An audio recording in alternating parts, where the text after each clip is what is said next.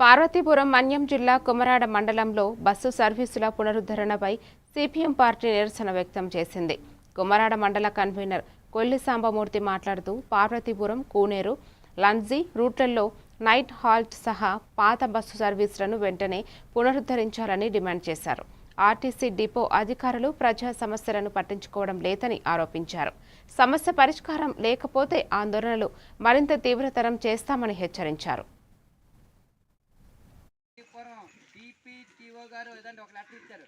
ఇలా మీరు నిజంగా చెప్పట్లేదని తెలియజేస్తున్నాం. అసలు డిపిటిఓ గారికి నిజమైన చిత్తశుద్ధి ఉంటే బస్సు వేస్తామని చెప్పి అనుకుంటే ఈరోజు రాత్రి 7:15కి పార్వతీపురంలో తీస్తున్నారు, మళ్ళీ అది 9:15కి పార్వతీపురం చేరుకుంటుంది. అయితే ఆ బస్సే నైట్ హెల్ట్ బస్సే చాలు అని మీరు కొత్తగా బస్సులు వచ్చి ఎలక్ట్రికల్ బస్సులు రావక్కర్లేదు గారు చెప్పారు, అలాగే జేసీ గారు చెప్పారు, డిఆర్ఓ మేడం గారు చెప్పిన ఎవరు మాత్రం మీరు వినే పరిస్థితి లేదు.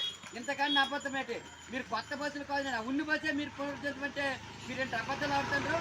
ఇప్పటికైనా చిత్తశుద్ధితో ఈ నైట్ హెల్ట్ బస్సు వేయాలి, అలాగే లంచ్ వరకు బస్సు సౌకర్యం కల్పించాలని చెప్పి నేను సిపిఎం పార్టీగా డిమాండ్ చేస్తాను. ఇలాంటి తప్పుడు ప్రకటనలు ఇచ్చి మీరు మోసం చేస్తున్నారు.